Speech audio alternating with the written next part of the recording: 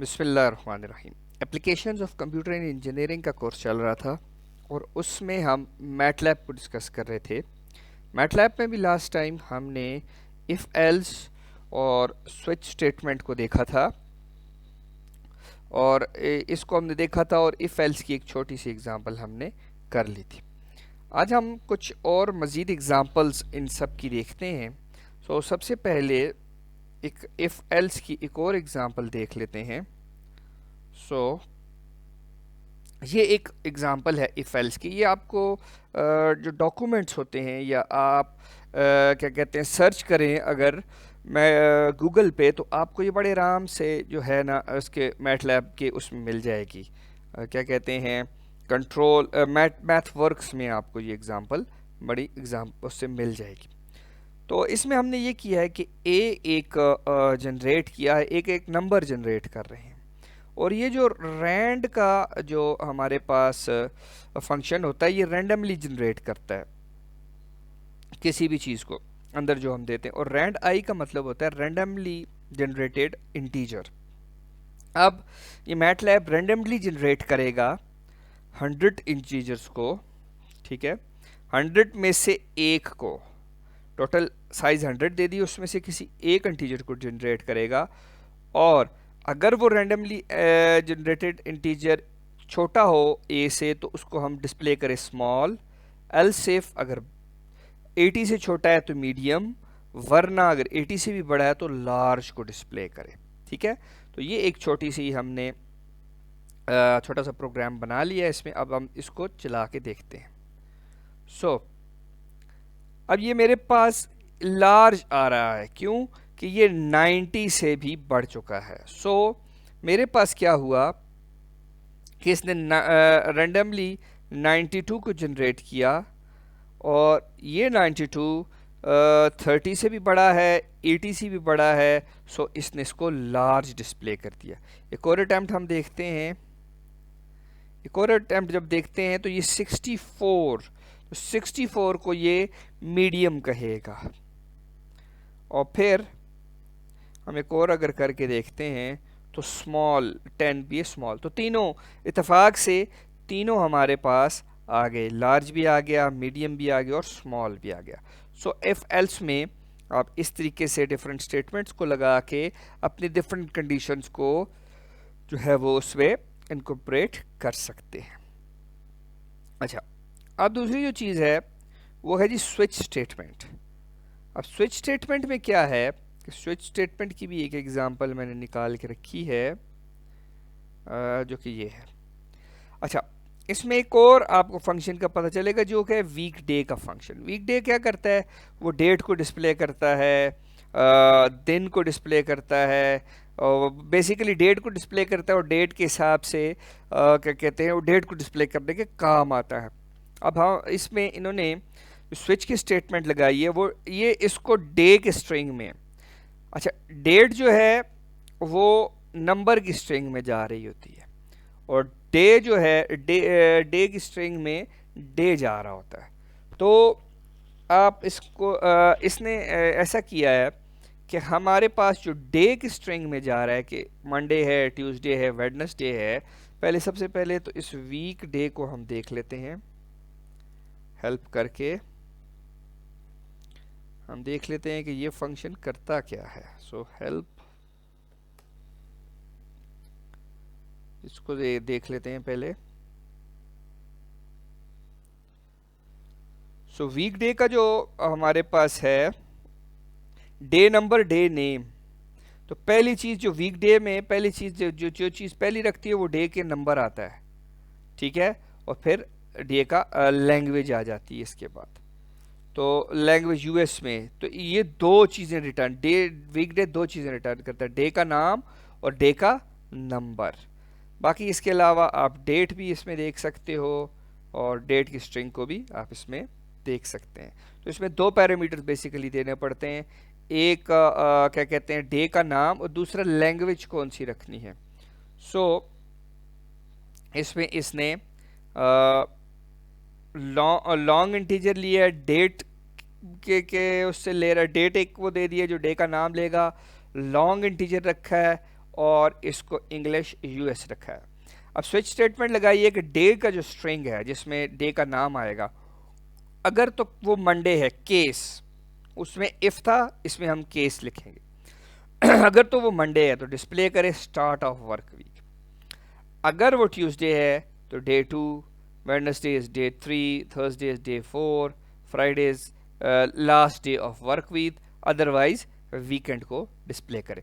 तो ये हमारा ये जो फंक्शन है ये कंप्यूटर की जो डेट है, जैसा कि कंप्यूटर की डेट है 15 जून और आज हमारे पास मंडे है, सो ये इसको उठाएगा। तो जब जैसे ही हम इसको चलाएंगे तो ये स्टार्ट ऑफ द वीक दे रहा है। ठहरें, इसको मैं ज़रा CLC बल्कि क्लियर ऑल, सारे वेरिएबल्स को क्लियर कर दिया CLC। अब मैं ज़रा इसको चलाता हूँ। अब जैसे ही हम इसको चलाएंगे ये स्टार्ट ऑफ द वीक कह रहा है। क्यों? कि देखें डे स्ट्रिंग में मंडे आ गया, डे नंबर 2, ठीक, और डे स्ट्रिंग में मंडे आ गया हमारे पास। सो इसलिए ये स्टार्ट ऑफ द वीक है। तो स्विच स्टेटमेंट में हम ये करते हैं कि एक केस से दूसरे केस पे स्विच होता जाता है, और अगर हमने इस स्विच से अपना इस केस से निकलना है तो अदरवाइज का कीवर्ड इस्तेमाल करते हैं, और स्विच को हमेशा एंड पे ख़त्म करते हैं। जिधर भी एंड होगा समझ आ जाएगी कंपाइलर को कि यहाँ पे ये स्विच की स्टेटमेंट ख़त्म हो रही है। इसी तरीके से हमारे पास हम और कंट्रोल स्टेटमेंट्स को भी देख, आप इसमें डिफरेंट प्रोग्राम्स को चला सकते हैं, डिफरेंट लॉजिक्स को लगा सकते हैं। इफ़ एल्स को आप मुख्तलिफ जगह पे इस्तेमाल कर सकते हैं, स्विच केस को, स्विच और ये जो केस है ना इसको मुख्तलिफ जगह पे लगा सकते हैं। ठीक है। अच्छा, स्विच में एक चीज़ और देखनी है, कोड कहाँ गया, स्विच किसको स्विच करना है वो वेरिएबल पहले आता है, फिर उसके ऊपर केसेस लगते हैं, तो लिखने का अंदाज डिफरेंट है। इफ़ में कंडीशंस दे सकते हैं, स्विच में आप ये करते हो जस्ट वेरिएबल लेते हो और फिर कंडीशन लगाना। केस में आप कंडीशन भी लगा सकते हैं, 1 is less than 2, 1 is less than फलाना, 1 इज़ इक्वल टू दिस, अब for example sorry day string is equal to this string is equal to this, तो ये भी आप कर सकते हो। लेकिन इसमें फ़ायदा ये है कि आप इस तरीके से क्या कहते हैं इफ एल्स के चक्कर में नहीं पड़ते, जस्ट केस लिखते हैं कि अगर ये केस हो तो ये चीज़ डिस्प्ले करे, या ये केस हो तो ये, तो मुख्तलिफ केसेस को लिख के अदरवाइज के साथ आप एंड स्टेटमेंट को दे के इसको एंड कर सकते हैं। ओके, सो अगली जो चीज़ है हमारे पास वो लूप कंट्रोल, वो फॉर की लूप है। अब फॉर की लूप क्या है इसको एग्जाम्पल से देख लेते हैं कि what is a for loop. So for की लूप क्या है? अब फॉर की लूप ये है कि हम ये करते हैं कि वेरिएबल को कुछ मखसूस वैल्यूज़ के लिए, एक बहुत बड़ा वेरिएबल को हम डिक्लेयर अगर किया हुआ है, बहुत बड़ी स्ट्रिंग डिक्लेयर है, तो कुछ मखसूस वैल्यू के लिए कुछ एक्शन परफॉर्म करने के लिए फॉर की स्टेटमेंट लगती है। अब फॉर की स्टेटमेंट रेंज ऑफ वैल्यूज़ आप कह सकते हैं, रेंज ऑफ वैल्यूज़ के लिए उनको स्टोर करने के लिए हमारे पास फॉर की स्टेटमेंट का इस्तेमाल किया जाता है। सो हमारे पास ये जो, अच्छा इसमें जो वंस वाली कमांड है वो एक से लेकर मतलब ये जो वंस वाली कमांड है, पहले इसको भी ज़रा देख, कुछ हम कमांड्स को कोड में से भी देखेंगे, तो जिस कमांड की समझ ना आए उसको मैंने पहले भी बताया कि हेल्प कर लिया करें। सो हमारे पास ये वंस की कमांड है, वंस जनरेट करता है n बाई n मैट्रिक्स, ठीक है। अगर आपने इसको n लिखा तो ये m बाई n का मैट्रिक्स जनरेट करेगा। अगर सिर्फ एक ही इसका इंटीजर तो n बाई n का मैट्रिक्स जनरेट करेगा, और इसमें सारे वंस आएंगे, सारे वंस को ये जनरेट करता है। सो हमारे पास जो वंस का फंक्शन है वो वंस को जनरेट करता है, और ज़ीरोज़ का फंक्शन ज़ीरो के मैट्रिक्स को जनरेट करता है। ये वंस के मैट्रिक्स को जनरेट करता है और दूसरा ज़ीरोज़ के मैट्रिक्स को जनरेट करता है। सो अब हम देखते हैं कि एक्स हमने जनरेट किया वंस का मैट्रिक्स जो 1x10 का मैट्रिक्स है, और हमने फॉर लगा दी है। अब ये जो हमारे पास ये रेंज हमने दे दी है एक्स के लिए कि 2 से लेकर 6 तक, ये 1 से 10 तक वंस है ना। इसको अगर मैं आपके सामने अलग से एग्जीक्यूट करूं, फॉर एग्जांपल, ओके, सो चलें डिस्प्ले भी करवा लेते हैं, डिस्प्ले एक्स। तो ये देखें, ये 1x10 का ऐसा मैट्रिक्स है जिसमें सारे वंस हैं, ठीक है। वंस को अगर हम वंस 3x4 का मैट्रिक्स बनाऊं, तो ये देखें 3x4 कैसा मैट्रिक्स है जिसमें सारे वंस हैं। इस तरह ज़ीरोज़ भी होता है, तो ज़ीरोज़ में ये सारे ज़ीरोज़ आ जाते हैं। सो ये इस किस्म का मैट्रिक्स है। अब मेरे पास ये कह रहा है कि n की रेंज, अच्छा ये x अलग है, रेंज का वेरिएबल अलग है, तो ये थोड़ा सा जहन में रहे। सो हम दे रहे हैं रेंज 2 से लेकर 6 तक क्या काम करे, n की वैल्यू 2 से 6 तक क्या काम करे, तो जो x के इंडेक्स हैं, मतलब जो x का इंडेक्सिंग हमने पिछली दफ़ा पढ़ी थी कि for example x equals to 1 का मतलब क्या है कि first element, x is equal to 1 का मतलब है फर्स्ट एलिमेंट, इसका मतलब है second element, x is equal to x bracket, sorry equal to कह रहा हूँ, x ब्रैकेट 1 का मतलब फर्स्ट एलिमेंट, x ब्रैकेट 2 का मतलब सेकंड, x ब्रैकेट 3 का मतलब थर्ड एलिमेंट। तो सो मेरे पास x इक्वल्स टू 1 में जो एलिमेंट पड़ा है उसको असाइन कर दें 2 multiply bye x n minus 1, जो इससे पिछला सब्सक्रिप्ट है, जो इससे पिछला एलिमेंट है, उसके साथ 2 को मल्टीप्लाई कर दें, ठीक। और शुरू किधर से करना है, 2 से, n की वैल्यू 2, सो n2, ठीक, n2 2 multiply bye 1, 2 multiply bye 1 हो जाएगा, और इससे पीछे भी 1 पड़ा है, तो 2 मल्टीप्लाई बाय 1 ये 2 से शुरू हो जाएगा। फिर अगली दफ़ा जब 3 आएगा तो 2 मल्टीप्लाई बाय 3 6, फिर 4, फिर 5, फिर 6। सो इसको हम चला के देखते हैं, मज़ीद डिस्कशन इस पे करते हैं। सो अब ये मेरे पास आ गया। अब मैं x को डिस्प्ले कर लेता हूँ, x को ये मैंने, अब ये ज़रा देखें, अब मेरे पास पहली दफ़ा इसमें तो सारे वंस पड़े हैं, तो पहली दफ़ा 2 आएगा तो ये 2 मल्टीप्लाई बाय, ठीक है, जो पहली चीज़ आई है और ये 2 से स्टार्ट हो रहा है, ठीक है, तो ये सेकंड इंडेक्स से स्टार्ट हो रहा है, ये इस इंडेक्स से स्टार्ट हो रहा है। तो क्या हो जाएगा, 1 तो वैसे का वैसे ही आएगा, ये तो इस इंडेक्स से तो स्टार्ट ही नहीं हो रहा, ये 2 इंडेक्स से स्टार्ट हो रहा है। So 2 multiply by x n minus 1, तो एक्स एन माइनस का मतलब है 2 माइनस 1 1, तो एक्स ऑफ 1 पे 1 पड़ा है, तो 2 मल्टीप्लाई बाय 1 इज 2।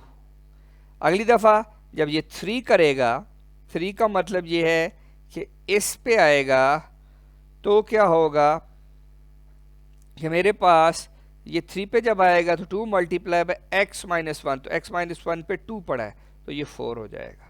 इस तरह 4 पे जब आएगा तो 2 मल्टीप्लाई बाय ये इस वाला 4 8, इस तरह 16, इस तरह 32, तो 2 से लेकर 2 2 3 4 5 और 6 तक जाएगा। तो x जो n फॉर की जो स्टेटमेंट है ये रेंज ऑफ वैल्यूज़ आपको देती है कि यहाँ से लेकर यहाँ तक की वैल्यू के लिए आगे आपने जो भी काम करना है वो होता है। तो for this values, for these range of values हमारे पास ये काम करो। तो फॉर की स्टेटमेंट हमारे पास इस तरीके से आ जाती है। अच्छा जी, इसके बाद वाइल की स्टेटमेंट है। अब जो वाइल की स्टेटमेंट है वो होल्ड ऑन करती है कंडीशन को जब तक कि देखें फॉर के लिए, अब देखें ये इंग्लिश का लफ्ज़ है फॉर, इसका मतलब होता है के लिए, तो इस रेंज ऑफ वैल्यूज़ के लिए ये काम करे। अब वाइल का मतलब ये होता है कि इस वक्त तक फॉर एग्जांपल ये एक मेरे पास एग्जांपल है, तो j is equal to 1 while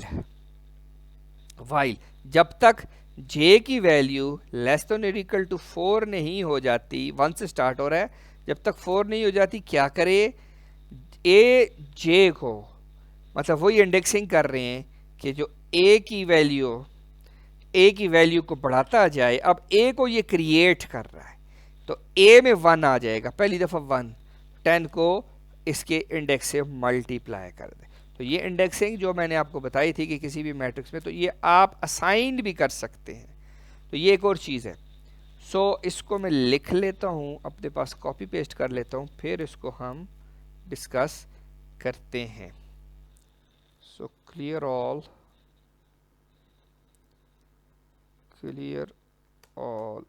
CLC, okay. So इसको मैं इधर पेस्ट कर लेता हूँ।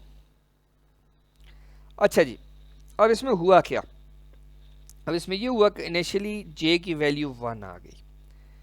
अब वाइल की कंडीशन के जब तक j की वैल्यू 4 या उससे छोटी नहीं होती तो क्या करे, एक अरे क्या कहते हैं क्रिएट करे जिसकी इंडेक्सिंग में 1 आएगा, क्योंकि पहले 1 है तो A1 को क्रिएट करे और उसमें क्या वैल्यू स्टोर करे, 10 मल्टीप्लाई बाय ये जो वैल्यू है तो 1, तो 10 मल्टीप्लाई बाय 1 10, ठीक। उसके बाद क्या करे, ये जो j है, j को इनकी पहली दफ़ा 1 था, ये दूसरी दफ़ा 2 हो जाएगा, अब 2 10 मल्टीप्लाई बाय 2 20, उसके बाद 3 10 मल्टीप्लाई बाय 3 30, और फिर 4 10 मल्टीप्लाई 4 40। तो ये वाइल की स्टेटमेंट होल्ड ऑन रखती है, हमारे पास किसी भी कंडीशन को होल्ड ऑन करके रखती है। तो ये वाइल की स्टेटमेंट इस किस्म की स्टेटमेंट होती है कि जब तक ये कंडीशन नहीं होती, फुलफिल नहीं होती, ये करता रहे। और फॉर की ये होती है कि इन वैल्यूज़ के लिए, इन रेंज ऑफ वैल्यूज़ के लिए हमारे पास ये फंक्शन परफॉर्म हो। तो ये, और स्विच और केस की क्या है, स्विच की है कि ये केस हो तो स्विच कर जाए दूसरे पे, फिर दूसरा तीसरा चौथा, और एल्स के बाद जो है, एल्स तो नहीं खैर, उसके बाद जो आखिरी उसकी स्टेटमेंट थी, उसके बाद हमारे पास वो स्टेटमेंट ख़त्म हो जाती है। तो ये डिफरेंट चीज़ें हैं, डिफरेंट तरीक़ों से हम लॉजिक्स को डिज़ाइन कर सकते हैं और अपने प्रोग्राम को मैटलैब में लिख सकते हैं। सो अब हम आगे दो चीज़ें देखते हैं, एक है जी कंटिन्यू और एक है ब्रेक। सो हम इनको हेल्प करके देख लेते हैं। हेल्प ब्रेक, ब्रेक की स्टेटमेंट हमेशा फॉर और वाइल को कहते हैं कि स्टेटमेंट को तोड़ने के लिए होता है, ये टर्मिनेट करने के लिए होता है, ठीक है। ये इसलिए होता है कि हमारे पास ब्रेक जो है वो इनर मोस्ट लूप में लगती है, ताकि हमारे पास ये हो कि वो लूप हमेशा चलती ही ना रहे, वो किसी जगह जाके ब्रेक होके अपनी कंडीशन से बाहर भी निकले। आमतौर पे वाइल की जो कंडीशन होती है वो कभी ऐसा भी होता है, फॉर में भी हो सकता है, वाइल में भी कैसे होता है कि कभी भी ट्रू हो सकता है, कोई ऐसा केस आ जाए कि ये हमेशा ट्रू ना हो हमारे उससे गलती से, तो हम ब्रेक की स्टेटमेंट को लगा के उस कोड में से निकल सकते हैं, ठीक। और इसी तरीके से हेल्प कंटिन्यू है। सो कंटिन्यू की क्या होती है कि वो कंटिन्यू पास करता है कंट्रोल किसी दूसरी स्टेटमेंट की तरफ। सो ये दो स्टेटमेंट्स हैं हमारे पास जो है ना प्रोग्रामिंग में हमें मदद देती हैं। अब हमारे पास एक बहुत ही इम्पॉर्टेंट चीज़ है जिसको हम फंक्शन क्रिएशन कहते हैं मैटलैब में। कुछ फंक्शंस जो हैं वो बने हुए होते हैं मैटलैब में, ऑलरेडी एग्जिस्ट करते हैं, जैसे साइन है, कॉज है, और बल्कि जितनी भी कमांड्स हैं हमारे पास मैटलैब में, इनके पीछे बाकायदा फंक्शंस जनरेट होते हैं। सो अब जो फंक्शन है वो फॉर एग्जांपल ये कोई फंक्शन है mathematical model of physical phenomena, और ये कोई भी एक फंक्शन है फॉर एग्जांपल, तो इसमें फिज़िकल फिनोमेना है, इसमें कुछ इनपुट वेरिएबल्स होंगे, कोई हम सिस्टम बनाएंगे और उसकी कोई आउटपुट देगा। तो फंक्शन में हमेशा हम इनपुट वैल्यूज़ करते हैं और उसकी आउटपुट देते हैं। अच्छा, शुरू में ही हम फंक्शन के इनपुट और आउटपुट को क्या करते हैं, शुरू में डिफाइन कर देते हैं। तो जो फंक्शन का जो हमारे पास स्ट्रक्चर आता है वो हमेशा शुरू होता है कीवर्ड फंक्शन से, ठीक। उसके बाद स्क्वायर ब्रैकेट के अंदर हम लोग इनपुट सॉरी आउटपुट्स को लिखते हैं, जितनी भी है हमारे फंक्शन की, हमें पहले से पता होता है। फिर फंक्शन का नाम कोई भी हो सकता है, फिर स्मॉल ब्रैकेट्स में सारी इनपुट्स को लिखा जाता है। तो ये पहली लाइन जहाँ से फंक्शन को शुरू करते हैं हम उसको इस तरीके से लिखते हैं। अच्छा, मैटलैब में हमारे पास बहुत आसानी से हम फंक्शंस को लिख सकते हैं। अब हम जब न्यू में जाते हैं तो ये देखें फंक्शन की ऑप्शन आती है। तो ये खुद ही बता रहा है कि फंक्शन क्या है, मतलब फंक्शन का कीवर्ड और एंड का भी कीवर्ड, कि फंक्शन यहाँ से शुरू होकर यहाँ पे ख़त्म हो रहा है। आउटपुट आर्गुमेंट्स यहाँ पे आप खुद ब खुद दो, फंक्शन का नाम रखो, इनपुट आउटपुट लिखो, और उसके बाद लिख रहा है कि इसके बाद फंक्शन का सिस्टम आप यहाँ लिखते हैं, मतलब फंक्शन में क्या हो रहा है वो यहाँ लिखते हैं और उसको एंड कर देते हैं।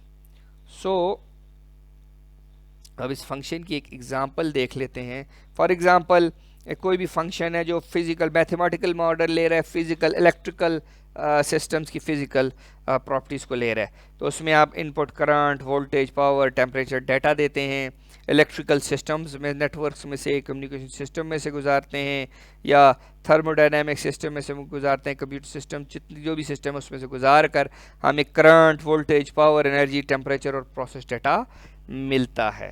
तो ये एक फंक्शन की एग्जांपल है। अब मैटलैब में अगर हम इसकी एग्जांपल देख लें तो मैटलैब में एक लो पास फिल्टर है, उसका हम फंक्शन लिख लेते हैं। सो इसको ज़रा देख लेते हैं। सो इसको हम मैटलैब में देख लेते हैं। मैटलैब में ऑलरेडी मैंने इसका एक फंक्शन बना रखा है, सो इसमें एक एंड की कमी है। ओके, सो हमारे पास ये जो फंक्शन है इसका हमारे पास h जो है इसका आउटपुट है, ठीक है। 1p LP इसका नाम है और r और c इसकी हम इनपुट्स दे रहे हैं। अच्छा, फंक्शन को क्या कहते हैं, हम ब्रैकेट्स में भी लिख लेते हैं। चलिए देखते हैं ये क्या करता है। उसके बाद हम function underscore example, so let us see. अच्छा, सो लाइन 3 में एरर दे रहा है। Okay, so this is basically I think ये आउटपुट है, तो इसको मैं अगर ऐसे लिख लूँ, सो इसमें ये था कि आर और सी डिफाइन नहीं हुए थे। अच्छा, एक और चीज़ ये देखें, ये आपको हिंट्स भी दे रहा होता है। फॉर एग्जांपल ये कि फंक्शन एंड एलपी नोन है, तो इसको चेंज कर लो। तो आप जब इसको फिक्स करते हो, सॉरी इसको जब फिक्स करते हो तो फंक्शन एग्जाम्पल उसने कह दिया, ठीक है, फंक्शन एग्जाम्पल, क्योंकि इस फंक्शन का नाम ही फंक्शन एग्जाम्पल है तो उसने फंक्शन एग्जाम्पल कर दिया है। इसको मैंने फंक्शन एग्जाम्पल के नाम से किया, तो इसको इसका जो जिस नाम से सेव किया उस नाम को इसका आपको रखना पड़ेगा। बाकी ये बता रहा है कि अनयूज्ड हो रहा हो शायद, तो अनयूज्ड तो नहीं हो रहा, सी भी अनयूज्ड नहीं हो रहा। तो इसको अगर हम चला के देखते हैं, अच्छा ये इसको मैंने वैसे पहले भी चलाया था, सो इसको यूँ कर लेते हैं। मेरे ख्याल को टर्मिनेटेड स्टेटमेंट ऐसी है, हाँ सेमी लॉग, इसको टर्मिनेट करें ताकि फिर आपकी स्क्रीन बढ़ जाए, वो भर जाएगी ना, इस वजह से। सो इसको जब हम चलाएंगे तो ये देखें ये रिस्पांस दे रहा है 5 रेजिस्टेंस और कैपेसिटेंस 10 के साथ। आप इसको कम भी कर सकते हैं, पैरामीटर्स को कम करके भी देख सकते हैं ताकि आपको ग्राफ डिफरेंट मिले। सो ये फंक्शन का ओवरलुक है आपके पास कि आप किसी भी फंक्शन में क्या कर सकते हैं कि आप अपना जनरेट कर सकते हैं फंक्शन को, उसके इनपुट और आर्गूमेंट्स को देख। अभी देखें ये इसके आउटपुट है, ठीक, ये इसके इनपुट्स हैं और ये मैंने सिस्टम में से इसको गुजारा है, तो ये मुझे लो पास फिल्टर दे रहा है। लो पास फिल्टर का ये जो फार्मूला इसमें लगाया है कैपेसिटेंस और रेजिस्टेंस का, और W को हमने कैलकुलेट किया है, खुद से दे दिया है। तो इस तरीके से हम मुख्तलिफ फंक्शंस को मैटलैब में लिख सकते हैं। सो ये इस किस्म का ग्राफ आपके पास आ जाएगा सिस्टम कर्व। अब ये एक और फंक्शन की एग्जांपल है, इसमें हम क्या कर रहे हैं, बेसिकली इसका ये कोड लिख दिया गया है। इस कोड को आप खुद देख के इसको आप वो कर सकते हो। अच्छा, इसमें एंड नहीं दिया गया, फंक्शन हमेशा शुरू के एंड आता है। तो बेसिकली ये एग्जांपल क्या है, ये पावर निकाली गई है, पावर क्या कहते हैं, हमारे पास वर्केबल पावर और इस किस्म की ये चीज़ें निकाली गई हैं। सो इस एग्जांपल को भी आप यहाँ से कॉपी करके जो है वो इसको भी चला सकते हैं। बेसिकली मकसद ये है कि इनपुट और आउटपुट का आपको पता हो, ठीक है, और बीच में जो आपने फार्मूला लगाना है वो पता हो। ये थोड़ी सी आखिरी एग्जांपल तो काफ़ी कम्प्लेक्स थी, लेकिन कंसेप्ट कम्प्लेक्स नहीं है। कम्प्लेक्स ये जो कंसेप्ट है ये बहुत ही सादा सा कंसेप्ट है। सो कि आपने फंक्शन को लिखना कैसे है, तो अब जैसा कि मैंने बताया फंक्शन में जाके भी आप इसको लिख सकते हो। तो डिफरेंट आप फंक्शंस अपनी मर्ज़ी से बना सकते हो और उन फंक्शंस को डिफरेंट जगह पे इस्तेमाल कर सकते हो। फंक्शंस को कॉल भी कर सकते हो, फंक्शन कॉल का भी एक तरीक़ाकार है, वो भी चले हम आप वो भी अभी मैं बता देता हूँ आपको। सो ये मुख्तलिफ फंक्शन लिखने का मैटलैब में तरीका है। सो अगली जो चीज़ है वो है जी फंक्शन के हम कॉलिंग कैसे कर सकते हैं। सो फिर एक छोटी सी एग्जांपल है।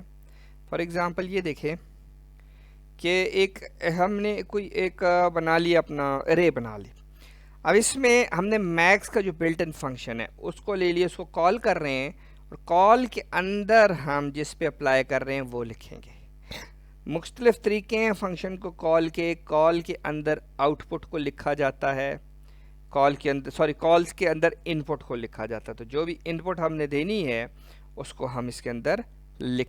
सो इस तरीके से हम फंक्शन को कॉल कर सकते हैं। जिस तरह ये है कि आपके पास इसने मैक्स के फंक्शन में हमने इनपुट्स दे दी थी। अब हम ये करते हैं कि जो हमने अपना फंक्शन बनाया है, मतलब जो कि था फंक्शन अंडरस्कोर एग्जाम्पल,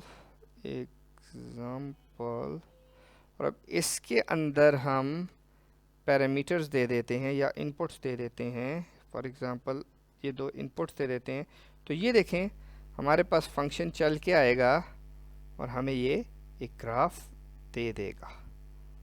ठीक है, ये फंक्शन में कुछ चीज़ हमने बगैर टर्मिनेटर के छोड़ी हुई है जो कि इसको इतनी बड़ी वैल्यूज दे रही है। बहरहाल सो ये इस तरीके से हमारे पास ये फंक्शन को हम किसी भी जगह कॉल कर सकते हैं, किसी भी कोड में फंक्शन को कॉल कर सकते हैं। अब ये भी होता है कि किसी भी फंक्शन को किसी कोड में कॉल करके उसको इनपुट दे के उसका आउटपुट लेके उसको आगे यूज़ कर सकते हैं, ऐसा भी हो सकता है। ठीक है, तो इस तरीके से हम फंक्शंस को मुख्तलिफ जगहों पे कॉल भी कर सकते हैं। तो ये हमारे पास फंक्शंस को क्या कहते हैं, फंक्शंस के ऊपर ये सारी चीज़ें। बाकी आप इसमें हेल्प में जाकर मैथवर्क्स में इसको थोड़ा सा लोड कर लेते हैं। मैथवर्क्स में जाके आप फंक्शंस को डिटेल से देख सकते हैं कि फंक्शन के क्या कर सकते हैं। तो मुख्तलिफ़ किस्म के इसमें चीज़ें हैं, मुख्तलिफ़ किस्म के फंक्शंस हैं। ठीक है, तो इसको भी आप देख सकते हैं। मैटलैब के लैंग्वेज फंक्शंस, मैथमेटिकल, ग्राफिक, बहुत सारे बिल्ट इन फंक्शंस इसके अंदर ऑलरेडी मौजूद हैं। सो आप इसको भी देख सकते हैं और इसको भी अपने हिसाब से ढाल सकते हैं। अपने फंक्शंस खुद भी लिख सकते हैं, आप फंक्शंस को यूज़ भी कर सकते हैं, फंक्शंस को कोड्स के अंदर भी यूज़ कर सकते हैं। सो आज के लिए बस इतना ही। इंशाल्लाह अगली दफ़ा कुछ और इंटरेस्टिंग चीज़ों के साथ मुलाकात होगी। अल्लाह हाफ़िज़।